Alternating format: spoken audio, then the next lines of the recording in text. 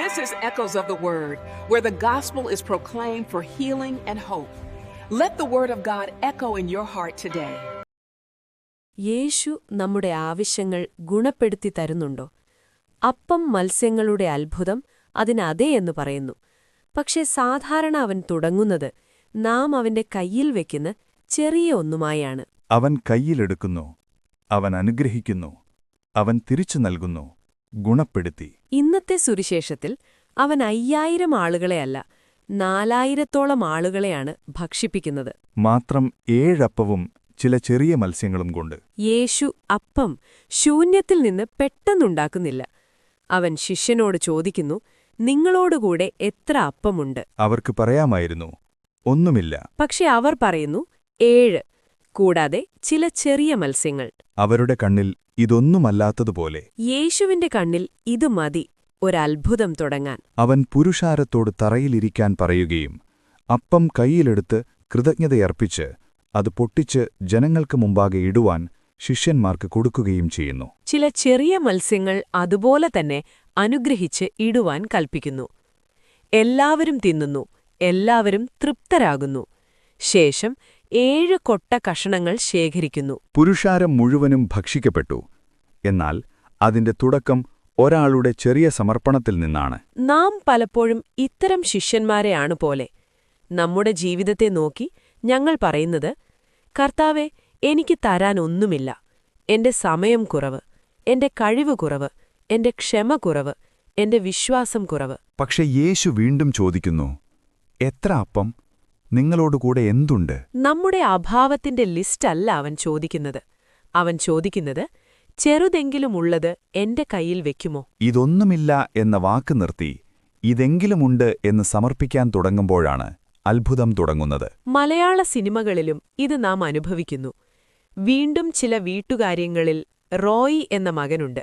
വലിയ സ്വപ്നങ്ങളുള്ള, പക്ഷെ ഉത്തരവാദിത്തം കുറവുള്ള പൊട്ടിശ്ശേരി മകൻ. വളരെ ഈസി ലൈഫ് വേണം, ഷോർട്ട് കട്ട് വേണം, അച്ഛന്റെ കൈപിടിച്ച് എളുപ്പമായി ജീവിക്കാൻ വേണം. അവന്റെ അച്ഛൻ കൊച്ചുതോമ സ്നേഹത്തോടെ തന്നെ കഠിനമായ സ്നേഹം കാണിക്കുന്നു.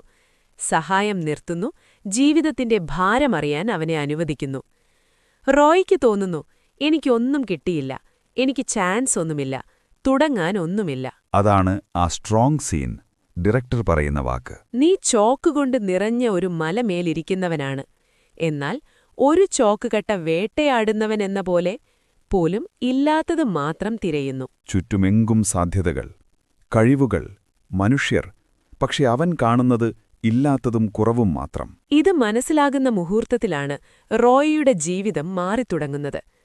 അവൻ കൈവശമുള്ള ചെറിയ ഒരു കഴിവ്, വാഹനങ്ങൾ റിപ്പയർ ചെയ്യാനുള്ള കല, ഉപയോഗിക്കാൻ തുടങ്ങുന്നു. പിടിവാശിയായ സ്വപ്നപ്രകാരം നോക്കുമ്പോൾ ചെറുത്, സാധാരണ, ഒരു ചെറിയ ജോലി മാത്രം, 7 അപ്പവും ചില ചെറിയ മത്സ്യങ്ങളും പോലെ. എന്നാൽ ധീരെ ധീരെ ആ ചോക്കുകട്ട തന്നെയാണ് ഭാര്യയെ പോറ്റാനുള്ള വഴിയായി മാറുന്നത്, കുടുംബത്തെ താങ്ങാനുള്ള വഴിയായി മാറുന്നത്, സ്വയം കാലിൽ നിൽക്കാനുള്ള വഴിയായി മാറുന്നത്. ആദ്യത്തെ നഷ്ടം പോലെ തോന്നിയത് അച്ഛന്റെ കഠിന സ്നേഹം, അവന്റെ മറഞ്ഞുകിടന്ന ദാനങ്ങളെ ദൈവം ഗുണപ്പെടുത്തുന്ന വാതിലായി മാറുന്നു. പലപ്പോഴും ദൈവം നമ്മുടെ ജീവിതത്തിലും ഇതുപോലെ തന്നെയല്ലേ? ചിലപ്പോഴവൻ നമ്മുടെ കംഫർട്ട് സോൺ കുലുക്കുന്നു, എളുപ്പം കിട്ടിയ താങ്ങുകൾ നമ്മിൽ നിന്ന് മാറ്റിവെക്കുന്നു. നശിപ്പിക്കാനല്ല, ജനിപ്പിക്കാൻ. നമ്മുടെ ഇല്ലാത്തതിലേക്ക് മാത്രം നോക്കി നിൽക്കുന്ന കണ്ണ് അവൻ മാറ്റാൻ, നമ്മോടുകൂടെ ഇപ്പോഴുള്ള ചെറിയ ദാനം അവന്റെ കയ്യിൽ വെക്കാൻ പഠിപ്പിക്കാൻ. ഞങ്ങൾ പറയുന്നത്, ഇവിടെയൊന്നുമില്ലല്ലോ. അവൻ കാണുന്നത് ചോക്കിന്റെ ഒരു മല. ഞങ്ങൾ നിരാശയായി പറയുന്നു, 7 അപ്പം മാത്രമേ ഉള്ളൂ, ചില ചെറിയ മത്സ്യങ്ങൾ. അവൻ ചിരിക്കുകയാണ്, അടിയന്തരം മതി, എനിക്ക് അത്രയുമുണ്ടെങ്കിൽ അത്ഭുതം തുടങ്ങാം. പ്രതിയൊരു കുർബാനയിലും ഈ രഹസ്യം നിശബ്ദമായി ആവർത്തിക്കുന്നു. ഓഫർട്ടറി സമയത്ത് നാം വെറും പണമിടുന്നില്ല. നാം കൊണ്ടുവരുന്നത് നമ്മുടെ ഈ ചെറിയ 7 അപ്പം, ചില മത്സ്യങ്ങൾ, നമ്മുടെ ആഴ്ചയിലെ പരിശ്രമം, ജോലി, ബന്ധങ്ങൾ, തൊഴിൽ, ചെറിയ വിജയം, പല പരാജയങ്ങൾ, ഈ അല്പം വിശ്വാസം, ഈ അല്പം സ്നേഹം. അപ്പവും വീഞ്ഞും നമ്മുടെ ഈ ചെറിയ സമർപ്പണത്തെ പ്രതീകമാക്കുന്നു. ദൈവം തന്ന ദാനവും നമ്മുടെ കൈവശമുള്ള സഹകരണവും എന്ന രീതിയിൽ.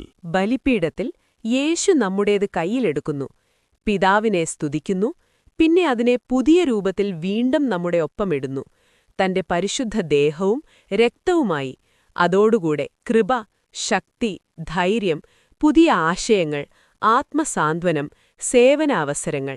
അവൻ ഗുണിച്ചുകൊടുക്കുന്നത് നമുക്ക് മതിയാവുന്നതിലുപരി മറ്റുള്ളവരെ നമ്മിലൂടെ ഭക്ഷിപ്പിക്കാനായി. ഇന്നിതാ പ്രഭു നിനക്ക് 3 ചെറിയ ക്ഷണങ്ങൾ നൽകുന്നു എന്ന് തോന്നുന്നു. ഒന്നാമത്, എപ്പോഴും എനിക്കൊന്നുമില്ല എന്നു പറയുന്നത് നിർത്തിനോക്കൂ. ത്യുഴിക്കാട് ചോദിക്കൂ, എന്റെ ചെറിയ ചോക്ക് കട്ട എന്താണ്? ചെറിയ കഴിവ്, ചെറിയ സമയം, ചെറിയ ഊർജം, ചെറിയ സ്നേഹം എനിക്കുണ്ടോ? രണ്ടാമത്, അതവനോട് സമർപ്പിക്കൂ. ഓഫർ ടെറിയിൽ ശബ്ദമില്ലാതെ പറയാം, യേശുവേ, ഇതാണെന്റെ 7 അപ്പം, ഇതാണെന്റെ ചെറിയ മത്സ്യങ്ങൾ, ഇതാണെന്റെ ചോക്ക്, നീ ഏറ്റുകോ. മൂന്നാമത്, വിറയ്ക്കുന്നതിന് തയ്യാറാവൂ. ശ്രദ്ധിക്കൂ, അപ്പം ഗുണിച്ചു കഴിഞ്ഞപ്പോൾ യേശു തന്നെയാണ് എല്ലാവർക്കും സ്വയം കൊടുക്കുന്നതല്ല. അവൻ വീണ്ടും അപ്പം ശിഷ്യന്മാരുടെ കയ്യിൽ വെച്ച് പറയുന്നു, നിങ്ങളാകെ ഇവർക്ക് ഭക്ഷിപ്പിക്കുകയും. ഇന്നും അങ്ങനെ തന്നെ. അവൻ നിന്റെ ക്ഷമ, നിന്റെ വരുമാനം, നിന്റെ ചിന്ത, നിന്റെ ആശ്വാസം ഗുണിപ്പിക്കുമ്പോൾ അത് വെറും നിന്റെ കംഫർട്ടിനല്ല, അവന്റെ അത്ഭുതത്തിന്റെ ഒരു ഭാഗമാകാൻ നിന്നെ ക്ഷണിക്കാനാണ്. റോയിയുടെ ജീവിതം മാറിത്തുടങ്ങിയത് അവൻ മനസ്സിലാക്കിയ ആ ഒരു നിമിഷം മുതൽ. ഞാൻ ചോക്ക് മലമേലിരിക്കുന്നു. നമ്മുടെ വിശ്വാസജീവിതവും മാറിത്തുടങ്ങുന്നത് ഞങ്ങൾ വിശ്വസിക്കുന്ന ആ നിമിഷത്തിൽ. യേശുവിന്റെ കയ്യിൽ എന്റെ ഈ ചെറിയ ചോക്കുകട്ട പോലും ഒരത്ഭുതം എഴുതാൻ മതി. കർത്താവായ യേശുവേ, ഇന്നെനിക്കുള്ളതെന്താണെന്ന് കാണിച്ചു തരണമേ. ഉണ്ടാകാത്തതിനെക്കുറിച്ച് എന്നും പരാതി പറയാതെ ഉണ്ടുള്ള ചെറുതെങ്കിലും നിന്റെ കയ്യിൽ വെക്കാൻ എന്നെ പഠിപ്പിക്കണമേ. നീ ഏറ്റു അനുഗ്രഹിച്ച് ഗുണിച്ചു തരണമേ. എന്റെ ആവശ്യങ്ങളും നിറയട്ടെ, മറ്റുള്ളവർക്കും എന്നിലൂടെ ഭക്ഷണം കിട്ടിയാലും. Amen. Thank you for praying with us through Echoes of the Word. May the Lord bless you and heal your heart. If this message helped you, share it with someone who needs His word today.